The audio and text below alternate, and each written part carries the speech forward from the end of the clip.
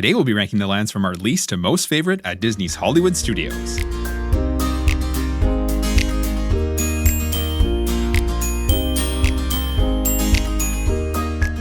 Hello and welcome to the Let's Go to Disney podcast. I'm Oliver. And I'm Lucy. Today is Sunday, October 19th, and you're listening to episode 110, Ranking the Lands at Hollywood Studios.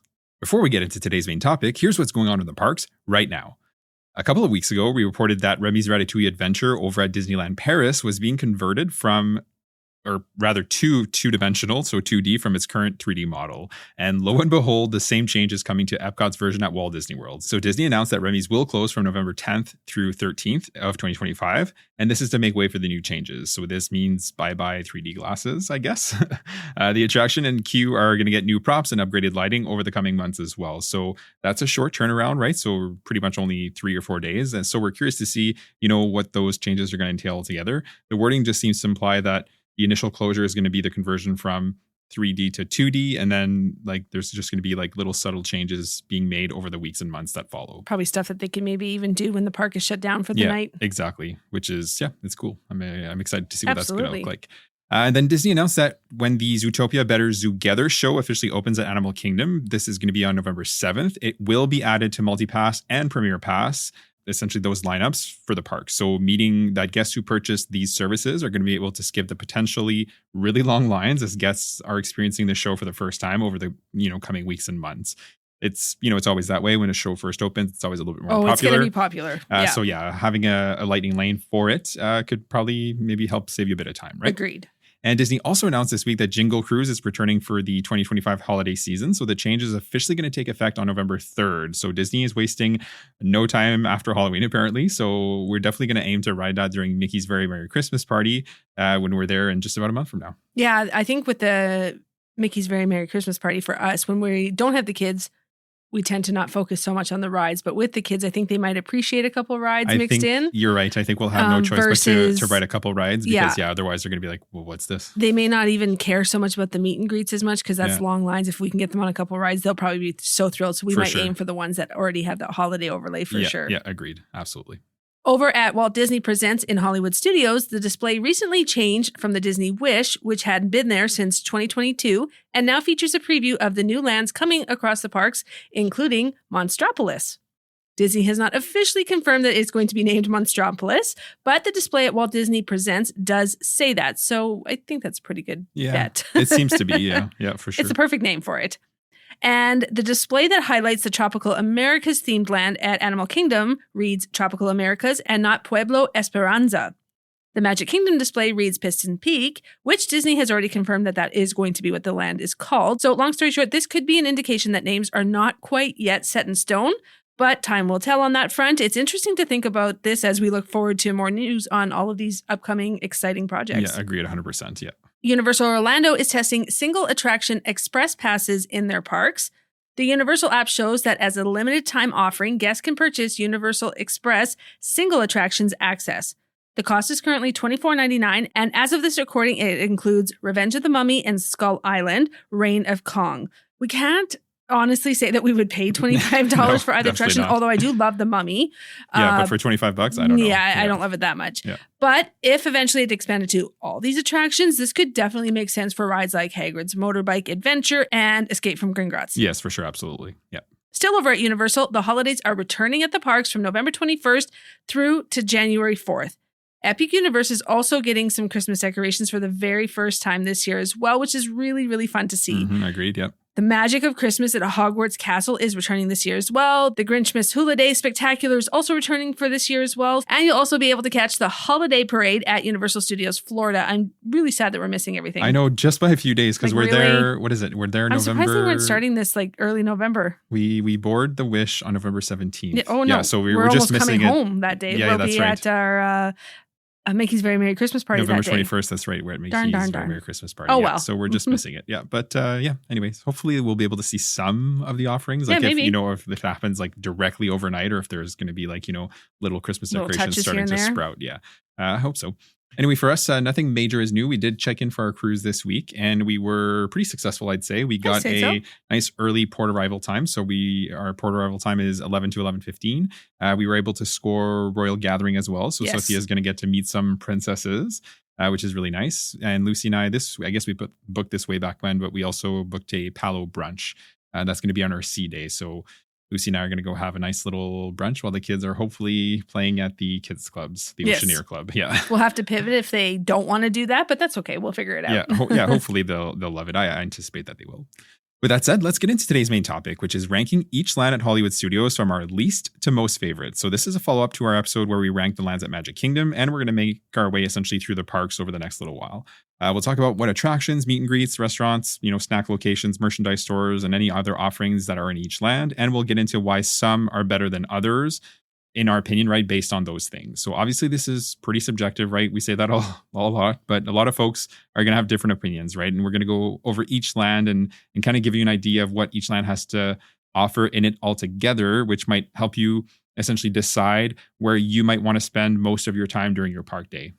Yeah, exactly. So Hollywood Studios is not laid out as clearly as Magic Kingdom. The flow is definitely a little bit different, but we've broken it down by land or areas as follows: Galaxy's Edge, Toy Story Land, Sunset Boulevard, Hollywood Boulevard, Pixar Plaza, Echo Lake, Animation Courtyard, and Commissary Lane. Up until very recently, we would have included Grand Avenue, where the Muppets Vision 3D, Pizza Rizzo, and Mama Melrose were located. But that all closed recently to make way for Monstropolis, which is taking over that area of the park. It's walled off right now, and we can expect it to be that way for quite the next while, I think, personally. Oh, for sure. Absolutely. Yep. So again, least to most favorite coming in at number 8 for us is Pixar Plaza. This is a really small area of the park, tucked in right behind the Chinese Grauman's Theater replica, which houses the Mickey and Minnie's Runaway Railway. The area is not overly themed, but there is an Edna Mode meet and greet back here. She actually has her own space, which is actually pretty cute. We met her there. It was adorable. Yep. You'll also sometimes find a rotation of Pixar characters like Mrs. Incredible, Frozone, Sully from Monsters, Inc., and Joy from Inside Out. Yeah, that's right. And there's really no real attractions back here, right? Aside from that, it's essentially just like I don't want to say an alley, but that's kind of what it is, right? It looks like an alley. So I think that's a good fair characterization, yeah. You do have 2 snack locations here, though. You have the small market stand, which is where you're going to find the popular Jack Jack Num Num cookie, among a handful of other options like nacho chips and, pretzels, churros, and hot dogs, that kind of thing. And then right next to that, you have the Pixar Plaza's Joffrey stand, where you can get, coffees, lattes, cold brews, and a few pastry options like donuts. Yeah, that's about it. It's not overly themed, right? Like Lucy said, a couple of meet and greets and snack locations. It's not really fair to consider it like a full land, right? Because it's not, but either way, it's firmly in there at number 8. Agreed. For number 7, we're slotting Commissary Lane. So when you're facing Mickey and Minnie's Runaway Railway, this was going to be essentially the street that's immediately on your left of that. Again, this space is not overly themed. It's essentially a street or a walkway with a few offerings. And the walkway essentially comes out at the other end near the entrance to Star Tours, way back there on the other side. So when you walk onto Commissary Lane, coming in essentially from Mickey and Minnie's, you're going to find ABC Commissary to your right. So this is a quick service location with a decent menu, and it has actually a lot of indoor seating, which is quite nice on a hot day. The space is themed to a studio commissary, as the name implies, right? And there's various posters of ABC shows essentially throughout the dining room. Yeah, the theming isn't all that great, but it does have some pretty good quick service options for sure. The buffalo grilled cheese sandwich is pretty good, and we also really, really like the Mediterranean salad. Yeah, it comes with hummus and pita bread. That's as well. Probably our favorite if you're going to get something there. Yep. They also have the chicken club sandwich, pork carnita tacos, shrimp tacos, and a California burger. Then they also have your standard kids meal options and soft drinks. They also have some alcoholic beverage for 21 and older crowds. And then they also have a rotation of decent desserts. Right now they actually have the Ghost Cream Puff with a sour apple custard filled cream puff with toasted meringue and chocolate chips. And just a little bit further on your left, you have Meet Disney Stars at Red Carpet Dreams, which is a standing meet and greet location with a very cute setting where you're going to get to meet and greet with Mickey and Minnie. Mickey is usually in his sorcerer's outfit, and Minnie is in a very cute pink dress. Yeah, that's right. And across from there, on the same side as ABC Commissary, a little further up the walkway, is Sci-Fi Dine-In Theater. So this is our favorite table service restaurant at this park, right? The inside is themed to a 50s-style drive-in theater. All the tables are shaped like cars, facing a large screen at the front of the restaurant that plays old-timey sci-fi movies. Most cars seat 6. There are some that seat 4, I do believe. And then there's also picnic tables if you're not kind of into sitting to a car. And I think actually they sit walk-ins at the tables, or they try to, and they sit reservations in the cars. I think so, yes. So the whole space is dark and it's made to look like it's nighttime, right? Which makes sense. The cast members are wearing like vintage diner uniforms, and then the menu is your typical diner fare, right? So typical, but it is good, right? We like the atmosphere and the food here. They have burgers, fries, onion rings, nachos, wings, salads, among a few other options. They do really good milkshakes here as well. So that's a fun thing to take with you for dessert. And yeah, we eat here pretty much once every single trip. Definitely one of our go-tos at Hollywood Studios. There is nothing like after a very hot, busy day in Hollywood Studios to go into this restaurant and just be in darkness. Yep. Air AC, conditioning. Yep. And the movie's not playing super loud, so it's not like it's overwhelming or can anything you even like that. hear it? Or you know maybe what? just Good a little question. bit? Yeah. And most people, everybody's in there goes quiet too. It's almost yeah. like people just want to just chill. No, Yeah. You don't hear like loud talking. It's just a great vibe. It is. It's a nice change after, So we highly recommend this one. Yeah, for sure. And then lastly, for Commissary Lane, and this technically belongs to Grand Avenue, but since that's closed, we're going to count it with Commissary Lane for today. And this is the ever wonderful Baseline Tap House. Yeah, for sure. It is a small pub-style lounge with a small but honestly mighty menu. The space looks like it's an industrial type building that pays homage to the Figueroa printing company in Los Angeles. It has very limited indoor seating, but that's honestly okay because the patio is where it's at. The patio is so great with several tables where you can honestly people watch from, which is one of my favorite things to do. And pretty much all the tables, if not almost all the tables, have umbrella covering. Yeah, I would say so for sure. Yeah. Yeah. So it's like even if it's a hot day, you'll get that coverage that you're There'll be a little bit of for, coverage. essentially. If it's a hot day, it's still going to be hot. It's still going to be hot, yeah. but you'll get the sun coverage at least. Yeah. The menu features a selection of California beers and cocktails, and they have a really good California cheese and charcuterie board with various meats and cheeses. And then they also have a really good Bavarian pretzel with beer cheese and spicy mustard, and the Avenue chips, which are house-made salt and vinegar kettle chips served with beer, cheese, fondue. Like, I just love this place. Yeah, no, for sure. Like you said, we love grabbing a drink here, and we'll usually get the charcuterie board and a pretzel. Yeah. And then we just sit and watch people watch, right? Because it's right near the entrance where people are all rushing towards Galaxy's Edge.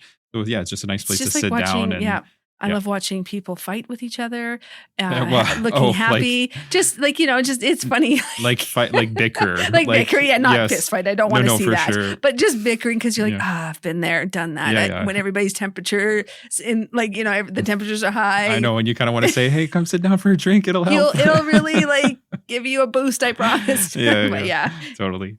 All right, and at number 6, we're slotting Animation Courtyard. So now, to be fair, Animation Courtyard is currently closed and undergoing pretty significant refurbishment, right? The space that housed Star Wars Launch Bay is going to become the magic of Disney animation. So this is going to be a space inspired by the Emmy Award-winning Once Upon a Studio short film.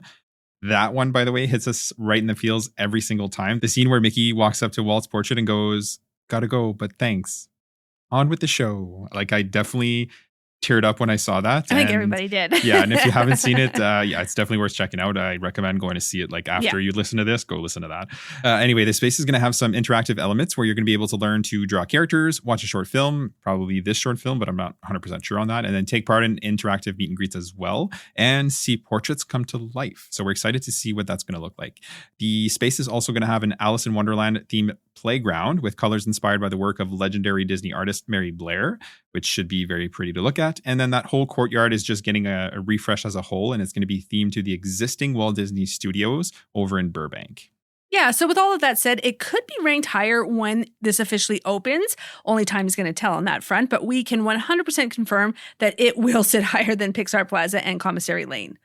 As of this recording, the only 2 offerings still operating that are considered part of this space are the newly opened The Little Mermaid, A Musical Adventure, which just opened again in May after having been closed since the pandemic closures. And then you'll also have Walt Disney Presents. This is a kind of walkthrough display of one-of-a-kind sketches, photos, models, costumes, artwork, and so much more. Then you also have the Walt Disney One Man's Dream, which is a short 15-minute documentary on Walt's life. There used to be a Disney Wish display there, but like we said earlier in the podcast, it's actually been updated to showcase the new lands coming to the parks over the upcoming years. We haven't seen the new Little Mermaid show yet, but everything we've heard is very positive. And Walt Disney Present is a great walkthrough on a hot day for sure. Like we said, when it reopens, it's likely going to be really great. We're huge fans of just the Walt Disney story in general, everything about him really. So we're really looking forward to all of this. Yeah, for sure. Agreed 100% with that. And then at number 5, we're slotting Hollywood Boulevard. So this is kind of the main street of Hollywood Studios that starts at the front of the park and leads to Mickey and Minnie's Runaway Railway kind of at the far end. The theming is old Hollywood, right? So think like silver and teal colors, old tunes playing softly in the background, like neon signs and exactly. And, just like sky high palm trees and that kind of thing. It doesn't hit the feels quite as hard as Main Street or at Magic Kingdom, but we do love Hollywood Studios. Immediately when you walk in on your right, you have Oscar's Super Service. So this is where you can rent wheelchairs, strollers, and scooters. And then right in the middle of the entrance, you have the Crossroads of the World, which is essentially like a small, it's semi-tall, small tower, but it doubles as a small merchandise stores and also locker rentals. And then on your left is Movieland Memorabilia, which sells hats, pins, ears, plushes, and a few other items like sundries and whatnot. And this is also where you're going to find guest relations, the baby care center, first aid, and the lost and found. And then next to movie memorabilia, you also have Sid Cahuenga's One of a Kind, which is where you can purchase your like single PhotoPass photos that you took during the day. That's right. And then now heading up the boulevard towards the center of the park, on your right-hand side is the merchandise store Celebrity 5 and 10, which extends all the way to Trolley Car Cafe, which is the Starbucks location in this park. You have a wide selection of coffee and other drinks, of course, like any other Starbucks, really. But this is also where you're going to find the wildly popular carrot cake whoopie pie. We usually grab at least one of these on our trip. If we have the kids, we grab 2. Yep, exactly. And then we share it between like you and me with one kid. And yeah. Oh, it's plenty big if you get 2 for a family of 4. For 4 people, for sure. Especially our kids are little. So. Yes, exactly. Yeah. And then on the other side of the street is the merchandise store Mickey's of Hollywood, which extends all the way to the other end of the boulevard. Still on the left side, you have a bit of a gap where you will find Keystone Clothiers. This is another merchandise building. And then immediately to your right from Keystone Clothiers is Hollywood Brown Derby Restaurant and Lounge. This is a signature dining experience, meaning it will be a touch more expensive. It actually has a decent menu of contemporary American cuisine. The inside is also a replica of the restaurant of the same name over in California. They have steak, fish, chicken, pasta, among several other options. They also have their very famous Cobb salad, and then on the dessert menu, their signature grapefruit cake. This is a decent dining location in the park, not our favorite, but still really good. The restaurant does need advanced dining reservations, but the attached lounge does not. And you can also get the Cobb salad and grapefruit cake at the lounge. No reservation required. Yeah, that's a pro tip there because, if there's... Huge pro tip, yeah. And a lot of restaurants are this way. They have an attached lounge and then they have the most popular options on their menu. So if you weren't able to snag a reservation and you're just not interested in it, then just check the lounge and you might be able to have what you were looking to eat anyway and you can have a drink as well. Yep, absolutely. And just beyond that is Mickey and Minnie's Runaway Railway. So this is inside the Chinese Grauman's Theater replica. And this attraction replaced the Great Movie Ride that used to be housed there, right? So to the chagrin of many fans. But Mickey and Minnie's Runaway Railway is a trackless dark ride. And in our opinion, it's a really good attraction. Believe it or not, it's actually the only Mickey and Minnie themed attraction at Walt Disney World. Like there's no other ride themed to, the mouse that started it all. So it's nice to see. And we love it for that reason alone. And but it does stand on its own as well as a great attraction because it's fun for the whole family. There's good music. It's fun scenes. Kids love that one. Yeah, exactly. Hollywood Boulevard, it has good theming, solid shopping, a couple of good dining and snack options, and a solid attraction. It still isn't quite, as immersive or has as much to offer as the top lands in this park, but it's in a good spot there at number 5, at kind of middle of the pack. Yeah, I agree. Next up, coming in at number 4 is Echo Lake. So this is kind of the central hub for this park, right? So it's just to the left of Hollywood Boulevard and by extension, Hollywood Brown Derby and Mickey and Minnie's Runaway Railway. So essentially everything to the left of that. In the middle of the space is Echo Lake. So it's actually like more of a pond because it's pretty small, but it's inspired by the Echo Lake in downtown Los Angeles, right? So the buildings here are all inspired by actual buildings over in California. That's right. And then right around the corner from Mickey's of Hollywood, you have Hollywood and Vine, which is a character buffet dining experience. For breakfast, it's Disney Junior characters like Fancy Nancy and Vampirina. And then for dinner, it's going to be Minnie, Mickey, Pluto, and Goofy. The theming changes throughout the season, so the characters have spring, summer, Halloween, and Christmas outfits. The buffet is pretty standard, but it is actually a really good character meal and not one of the more expensive ones, which is kind of nice. Yeah, still expensive because it's a character meal, Yes, but but it's not going to touch like ones, yeah. Cinderella's Royal Table or anything exactly. like that. Yeah. And then right next door to that, you have 50's Prime Time Cafe, which is another table service restaurant. The inside of the restaurant is literally themed to a 50s dining room. The cast members will treat you like family, and they're going to point out your faux pas, like putting your elbows on the table or not finishing your plate. It's just all in really good fun, though. The menu serves American comfort food. For appies, they're going to have shrimp cocktail, onion rings, a wedge salad, and corn chowder. And then for entrees, they have fried chicken with seasonal vegetables, salad, pasta, salmon, pot pie, pot roast, and meatloaf. For dessert, they have their very popular Dad's chocolate peanut butter layered cake. This is a fun experience, and honestly, the food is pretty decent here. And then also attached to it is the Tune In Lounge, which has a fun selection of cocktails that you can enjoy. Yeah, exactly. And then continuing on around the lake from there is Indiana Jones's Epic Stunt Spectacular. So this is one of our favorite shows pretty much anywhere on property. Yes. It's a mix between essentially like a director commentary on how the stunts are done and like action scenes mixed in from, actual cast members. It has like fake gunshots, explosions, fighting sequences. The whole thing is really, really well done with like some humor mixed in as well. Yeah, for us, it's pretty much every trip, it's a go-to, right? Really great show, in our opinion, that should not be missed. And I don't even think our poor children have been able to experience it from start to finish Not fully, yet. Yeah, because we went, that's right, on our last Poor trip kids. would have been the first time first trip, we didn't try it, I don't think. Okay, and then the second one got rained out. We were getting to the end of it, and then it got rained out. And we didn't go last trip? And then the third one got rained out. That's right, the show was canceled, the one we were so intending to go. unfortunately, our kids have not experienced it from start to finish. So yeah, that's a to-do for next trip. That's a to-do, then. yes, 100%. Yeah. And then right next to the entrance to Indiana Jones is Epic Eats. So this is a small snack stand that serves funnel cakes, soft serve, and floats. So nothing crazy, but if you're looking for a quick snack, quick snack or soft, not soft, but sweet treat. A little further up from there, tucked in essentially a corner, is Backlot Express. So this is another large quick service location in the park. It's themed to a Hollywood backlot, right? Makes sense.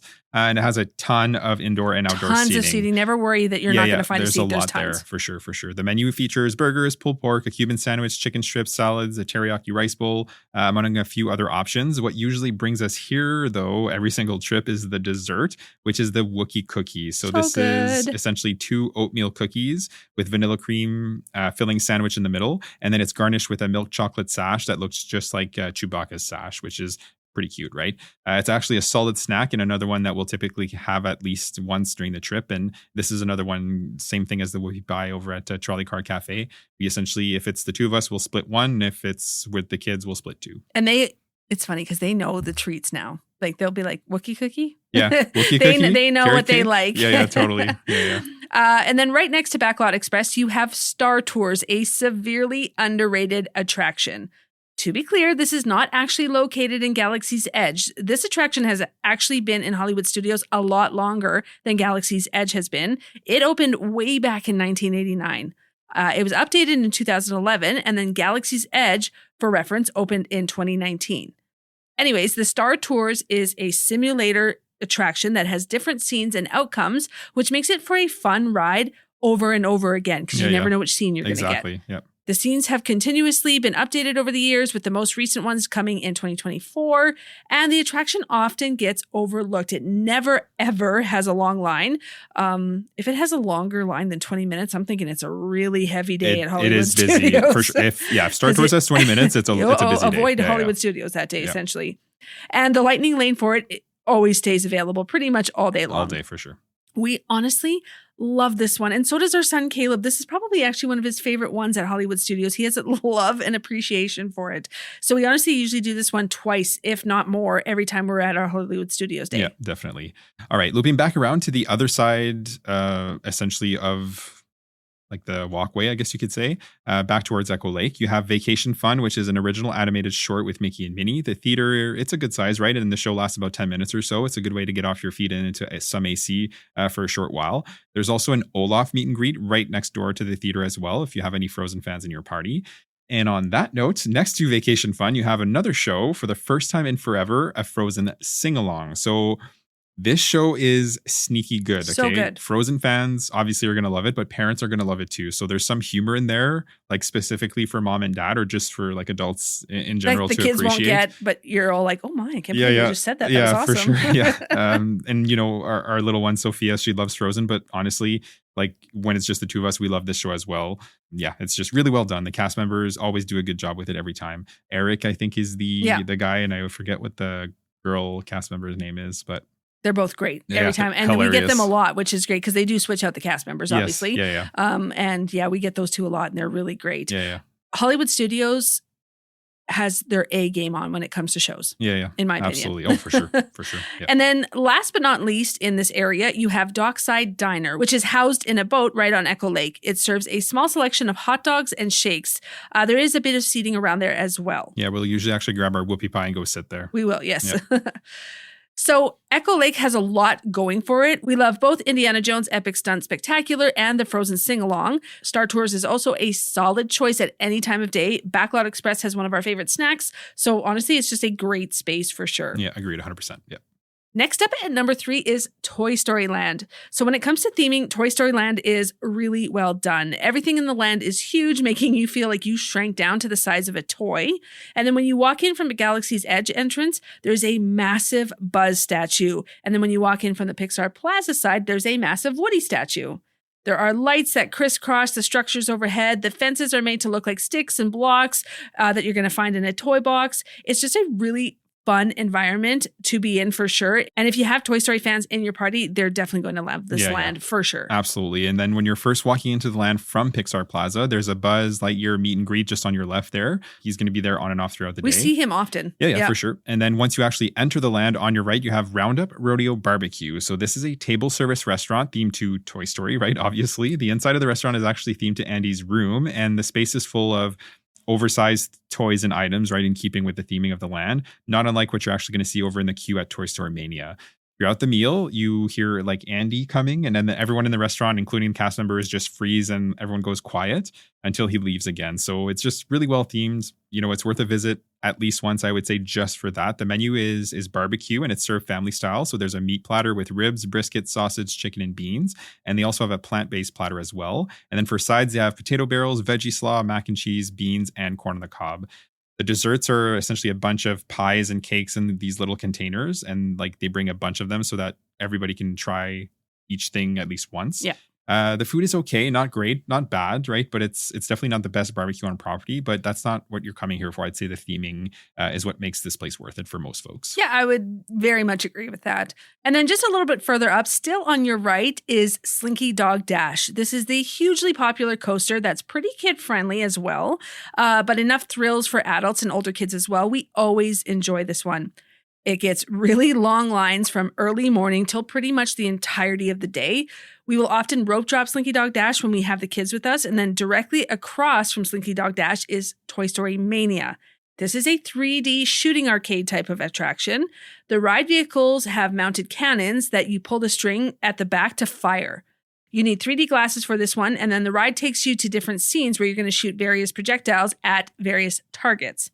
The ride keeps score, so this can really get your competitive juices flowing for sure. And it does for our family. It does. Not so much for Sophia because she's always frustrated. I can't do this. But our son, Caleb, absolutely loves this one.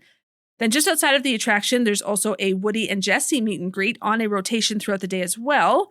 There's a small merchandise store that sells Toy Story merchandise when you come out of Toy Story Mania. And then there's also a small merchandise cart with similar items right across from the entrance to the attraction as well. Yeah, exactly. That's right. And then further up on your left, you have Woody's Lunchbox. So this is a pretty popular quick service location. Actually, like, when you talk about the mobile order time slots getting booked up, this one actually does book up. Yes, it does. Not many places. Very popular. Yeah, not many places have that happen, but this one, it's a pretty standard thing. It serves popular items like the tachos, which are essentially loaded potato barrels, and then the lunchbox tarts are going to rotate seasonally, and these are essentially big Pop Tarts. Across from Woody's Lunchbox is Alien Swirling Saucers. This is basically a Toy Story take on the spinning teacups at Magic Kingdom. It's kid friendly, but it's just okay. Our kids like riding it every time, but if it was just the two of us, there's no way we'd go in there. No, we would feel silly probably being on it. Yeah. And yet I would go on the teacups, no problem, without the kids. Yeah, I don't know what it is. It's weird. You're right. Anyway, aside from that, the Toy Soldier Drummers, which are officially named the Green Army Drum Corps, they're going to have shows throughout the day. These cast members are essentially all dressed in green with face paint and everything, right? The only thing you can see that's not green is their teeth. It's true, yeah. So they have like essentially a percussion set, right? And then with some humor sprinkled in as well. It's definitely worth checking out when you're making your way through the attractions kind of in the land. And you can also find when the showtimes are. That's actually listed on the My Disney Experience app. So just pull that up if you are not wanting to miss it. And yeah, aside from that, Toy Story Land is a newer addition to Hollywood Studios, all things considered, right? It opened in 2018. It's definitely added some family fun to the park. And yeah, the land is super well themed. You have 2 solid attractions here, good meet and greets, good dining options. So it easily slides into number 3 for us. Yeah, I would say the only negative about that land is on a hot day, there's no shade. No shade whatsoever. Yeah. That's probably the hottest land of all the lands on Walt Disney World property. Yeah, definitely at Hollywood Studios. I'd say like when that Animal sun is Kingdom hitting the pavement, wow. Animal Kingdom gets hot because of the right. foliage there. But yes, I agree. This is one of the hotter lands across the property for sure. That's probably its only downfall. Yeah. So for number 2, we have slotted Galaxy's Edge. So this land is themed to the planet of Batuu, and more specifically, the Black Spire Outpost in the Outer Rim territories. So for story purposes, it's set between the events of The Last Jedi and The Rise of Skywalker. This is one of those lands that's absolutely jaw-dropping when you walk in. Everything is themed and executed to, honestly, pretty much perfection. Yeah, agreed 100%. The first time I walked in, this was back, because it opened in 2019, and obviously the park shut down in 2020. Yeah. So it was 2022, actually, April. Yes. That was the first time I stepped foot in Galaxy's Edge, and tears. Like, I was emotional. It was something. I think a lot of people feel that way. I have a coworker who just did Galaxy's Edge in Disneyland, and he's not a real big emotional guy, and he said he was so impressed he couldn't even have the words for it. So there you go. So it was a very special moment for sure the first time we walked through Galaxy's Edge. So when you're walking into the land, literally everything looks like it belongs on the set of a Star Wars movie. Actual size starships, droid marks in the cement, sandstone buildings with various buttons and wires and technology in plain view. It is a lot to take in and enough to make any Star Wars fan in your party pretty excited. So when you first walk into the land from the old Grand Avenue section, the first attraction on your left is the e-ticket in this land, which is Rise of the Resistance. This is really more of an experience than a classic attraction with several stages and pre-shows until you actually board the final ride vehicle. In case you've never ridden it, we're not going to give anything away, but even me, who is kind of indifferent to Star Wars, like I can take or leave the movies, I can very much appreciate this for what it is. It's a phenomenal attraction. It took my breath away the first time I rode it. I wish I could experience that every time.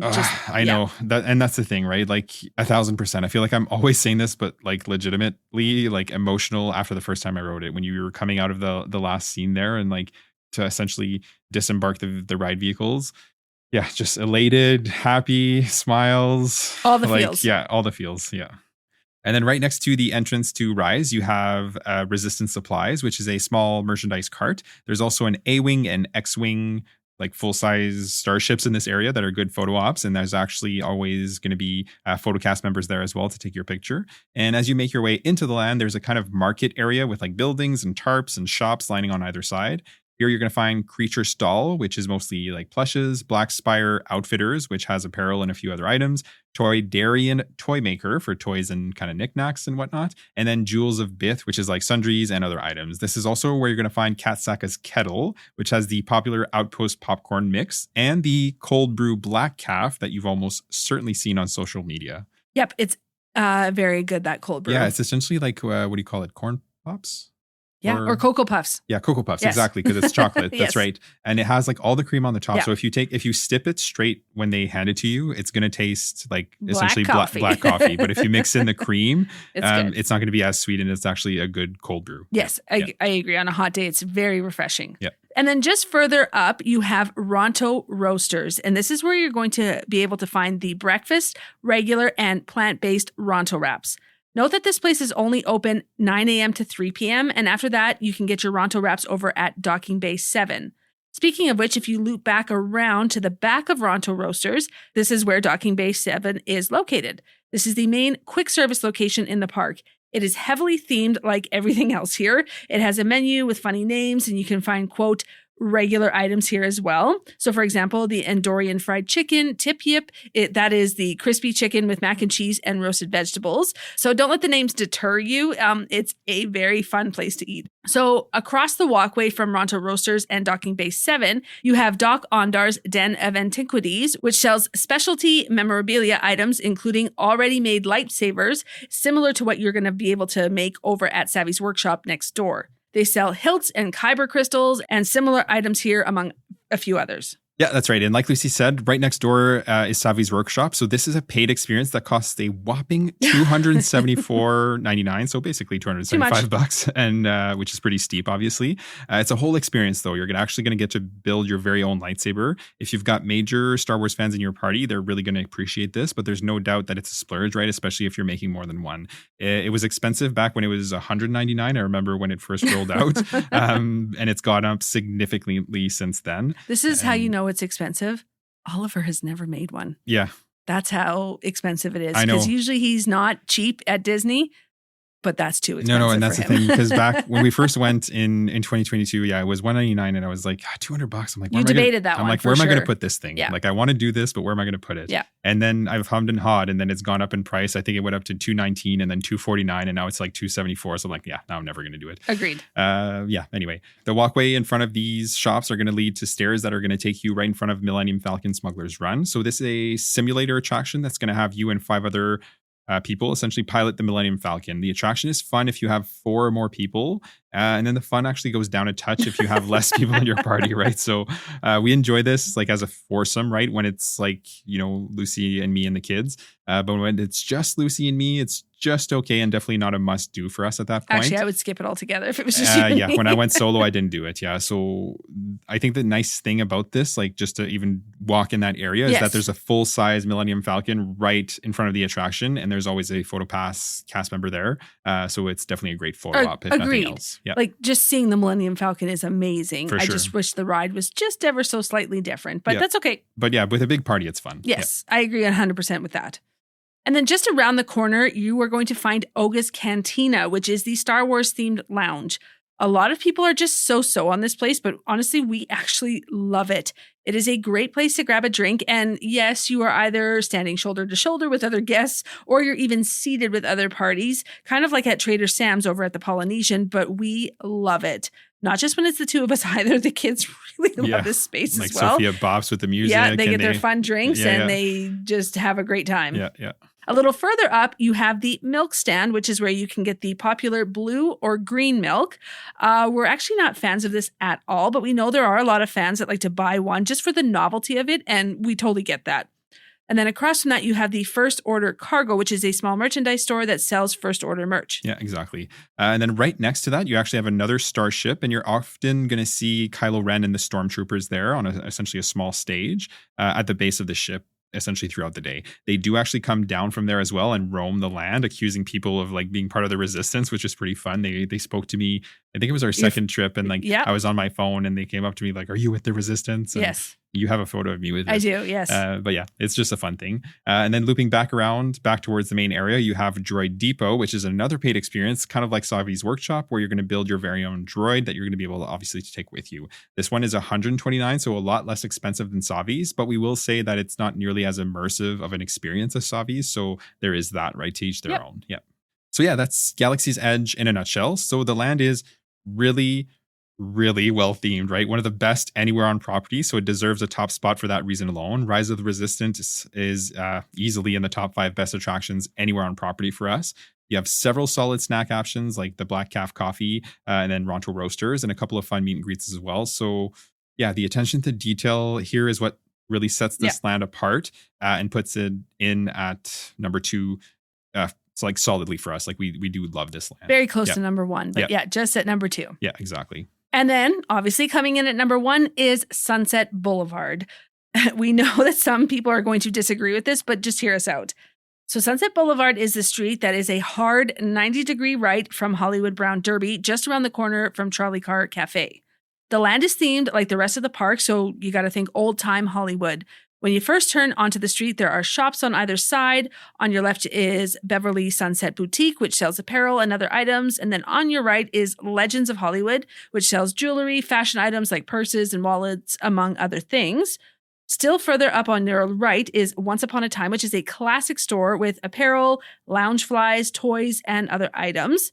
And then across the street from that, you have Sunset Ranch Pins and Souvenirs, which is a cart that sells lanyards, pins, and then other small items. Yeah, that's right. And then next to that, you have, like next to the pins place, essentially, you have Anaheim Produce, which is a small stand that actually sells fresh fruit and vegetables.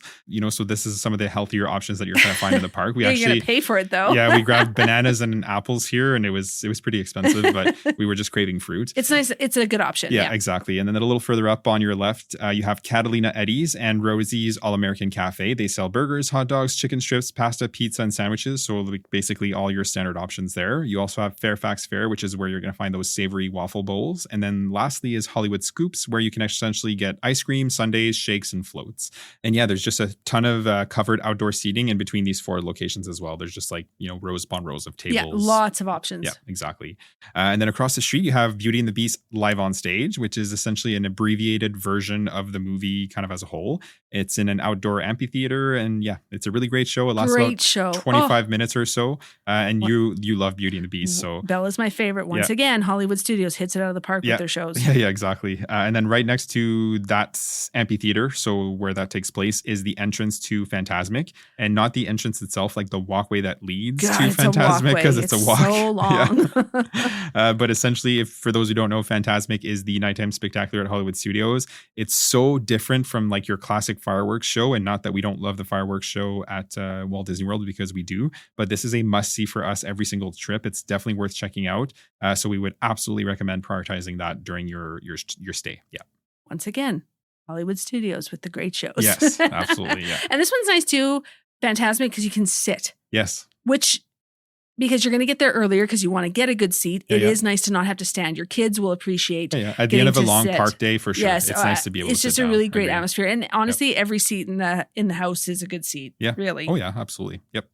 And then tucked in the very back of the land is Tower of Terror in the classic Hollywood Tower Hotel. This is a little bit spooky, but a lot thrilling. So this is a drop attraction themed to the Twilight Zone. This is another one of our favorite attractions at Walt Disney World, and a big reason why Sunset Boulevard is our favorite land in this park. We absolutely love, love, love this ride. It's a must ride multiple times a day, multiple times a trip. I think we have done that every single time. Agreed. Yeah. Even during Jollywood Nights, we stopped for a ride on Tower. And we don't usually do the rides during the events, but that one was a must. Yeah. There's also a gift shop at the end of the queue here as well, if you are so inclined. Yeah, exactly. And then immediately to the left of Tower of Terror, you have Rock and Roller Coaster. This is a high-speed coaster in the dark, currently themed to Aerosmith, but it is getting a Muppets reskin very soon. No closure has been announced just yet, but we expect to hear this news pretty soon here. There's also a gift shop as you come out of the attraction here as well, which I assume will eventually turn into Muppets-themed stuff. More Muppets-themed stuff for sure, yeah. And then last but not least, tucked way at the very back of the land is Disney Villains Unfairly Ever After. Oh my gosh, another show. Yeah. So this is a brand new show, right? So it just opened in May alongside the Little Mermaid show. Yes. But this is the first show to feature Disney villains like Maleficent, Cruella de Vil, and Captain Hook, like prominently. We haven't seen it yet, but again, we've only heard good things, and we will be prioritizing it next time we're there for sure, like as a family. And then for me, like on my solo trip in January. Yeah. It's great to see some original stuff like this in the parks, right? And not that Lightning McQueen's Racing Academy was bad. It was actually cute, but this is a good refresh for sure. Yeah. So there you have it. Number 1. Okay, so phenomenal nighttime spectacular and Fantasmic. 2 great shows, 2 great attractions, several quicker service options, although like nothing iconic over in this area of the park, right? But still, this is our favorite land in the park for sure. And as much as I love Star Wars, and I do, right?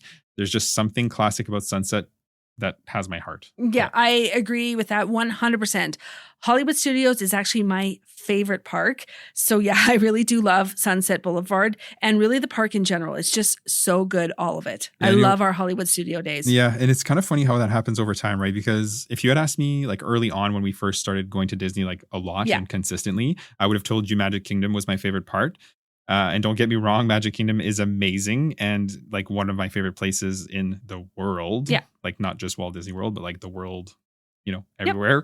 But as of this recording, Epcot has my heart right now. This is like at this stage in my life, Epcot is my favorite park. Yeah, and honestly, who knows? Ask us again in 5 years when all of the parks have changed in major ways again, and that could probably change for both of us. Oh, for sure. Like when you think of the landscape of, what things are going to look like in 5 years, like Pueblo Esperanza over at Animal Kingdom, Cars and Villains over at Magic Kingdom, Monstropolis at Hollywood Studios. Yeah, like there's a lot changing at the parks over the next few years. So yeah, in another 5 years, who knows? My cousin will tell you that Animal Kingdom is her favorite park. She absolutely appreciated the chillness of it. Yeah, and that's the beauty about Walt Disney World. It has something for everyone, right? Absolutely. So, yeah.